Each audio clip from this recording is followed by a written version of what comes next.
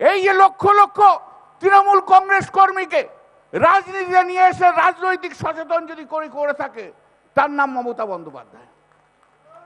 ভারতবর্ষের কোনো নেতা নেই, ভারতবর্ষের কোনো নেতা নেই যে নেতা এত তার রাজনৈতিক কর্মী তৈরি করতে পেরেছে ভারতবর্ষে। একা একা একা, কোনো ব্র্যান্ড নিয়ে নয়, কোনো ন্যাশনাল পার্টির ব্র্যান্ড নিয়ে নয়, শুধু মমতা বন্দ্যোপাধ্যায় বলে এত নেতা তৈরি হয়েছে, এত কর্মী তৈরি হয়েছে। সেই মানুষটা যখন চিফ ইলেকশন কমিশনের কাছে গেল, আমি তো সেদিন ছিলাম, কি দুর্ব্যবহার মমতাদির সঙ্গে করেছে আপনারা কেউ ভাবতে পারবেন না। ইউ ক্যানট ইমাজিন কি মিসবিহেভ মমতা বন্দ্যোপাধ্যায়ের সঙ্গে সেদিন করেছে। আঙুল তুলে মমতা বন্দ্যোপাধ্যায়কে কথা বলছে। আরে আঙুল তুলে তুমি কাকে কথা বলছো? তুমি যদি চিফ ইলেকশন কমিশনার না হতে না, আঙুলটা তোমার কেটে বাদ দিয়ে আসতাম। কার দিকে আঙুল তুলে কথা বলছো তুমি?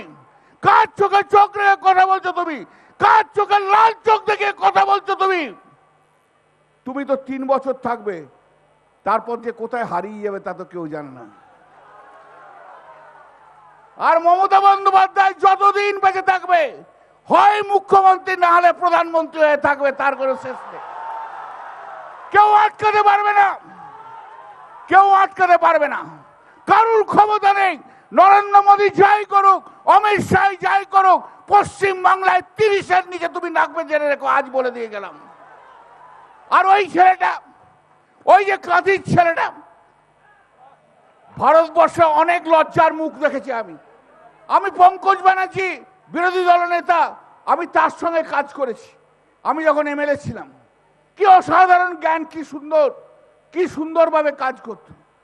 আমরা দেখেছি আমাদের সুদীপ দা পার্লামেন্টে এতদিন দীর্ঘকালের আমাদের নেতা, আমাদের অভিষেক আমাদের নেতা, আমাদের সংসদীয় দলে কি মার্জিত, কি সুন্দর, কখনো একটা বাজে কথা বলে না।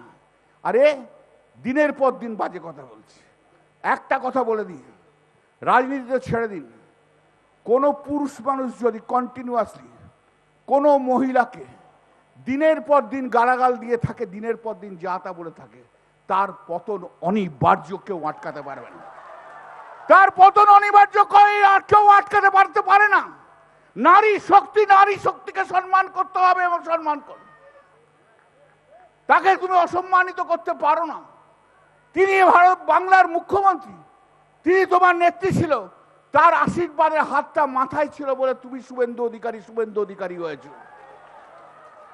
তার আশীর্বাদের মাথায় হাত ছিল বলে শুভেন্দু অধিকারী হয়েছো। অধিকারী ফ্যামিলি। আমি সেদিনকে যাচ্ছিলাম দীঘা, যাচ্ছিলাম, বা যেতে যেতে একটা রেস্টুরেন্টে দাঁড়ালাম। দিদি কি বললো জানেন রেস্টুরেন্টের মালিক আমাকে?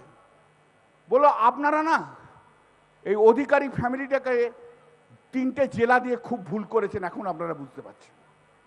কেন দিয়েছেন? দিদি জানে না এদের ব্যাকগ্রাউন্ড? এরা হচ্ছে বিশ্বাসঘাতকের দল, বেঈমান মির্জাফর। শুধু তাই নয়, বলতে গেলে অনেক কথা বলতে হয়। আমি ব্যক্তি আক্রমণে বিশ্বাস করি না। ওরা যে ব্যক্তি আক্রমণ করে, সেই ব্যক্তি আক্রমণে বিশ্বাস করি না। আর যার হাত দিয়ে তুমি তৈরি হয়েছ, কি রাগ?